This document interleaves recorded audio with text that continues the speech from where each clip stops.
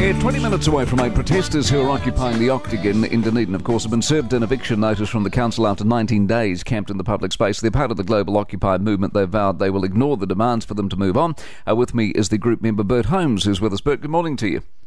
Kia ora, good morning. Have you actually achieved anything out of occupying the Octagon? I believe that we have achieved a massive amount of awareness to all of these issues that we have been trying to highlight. And what are the issues? Well, one of the big issues is the poverty and inequality that is in New Zealand. You know, we've got 151 families that have achieved a growth of $7 billion in New Zealand, and yet we still have 250,000 Kiwi children in poverty. But nothing else has changed. I mean, that tangibly hasn't changed since you've been occupying the Octagon, though, has it? Well, I mean, this is something that is not going to change overnight now, is it? No. And are you like the British protesters have gone home at night, or do you stay there overnight? Due to health reasons, recently I have been leaving, but the first week and a half I was there overnight, and it was a fairly interesting week and a half, I'll tell you that. It would say, what's people's reaction been to you generally? The general reaction, and from most of the public that do come past, is of support, you know. With a lot of people come down and say that, you know, we can't be here, but, you know, we just want you to know that you guys are doing the right thing and just stick it out and be there. Anyone aggro about you being there? Oh, yes.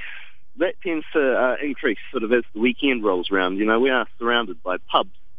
So we do have jumpers. We had one individual that was attempting to try and burn down tents, and last night there was an assault on an occupier. Okay, but apart from that, it's been not the end of the world? No. What's the council going to do about you? Well, they've put on their trespass notice, and the police have said that, you know, it's a delicate issue, and we've got to balance the rights of the people to peacefully protest and the people of the community to use the space. But, and so are you going to move on or just stay? Well, that's an individual decision, but I do believe that there is quite a large group of individuals there that would like to stick around and would like to stay, because, you know, we are addressing these issues. We've got an election coming up, so whether the timing, you know, this is an international movement that just so happens to coincide with an election within New Zealand. So, you know, we have an opportunity to stick it in and hopefully affect some change. Dave Cole, sorry, carry on. You know, some change in the short term, be it, you know, making people think about the policies that the political parties are bringing out.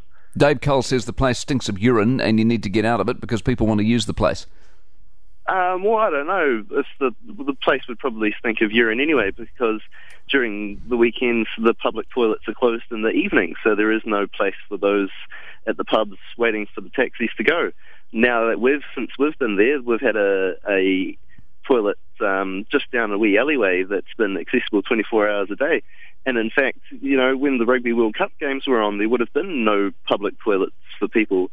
But when we were there, we were directing people to them and they could use them. And what are you personally going to do? Are you going to stay till the police drag you away, or are you going to go home?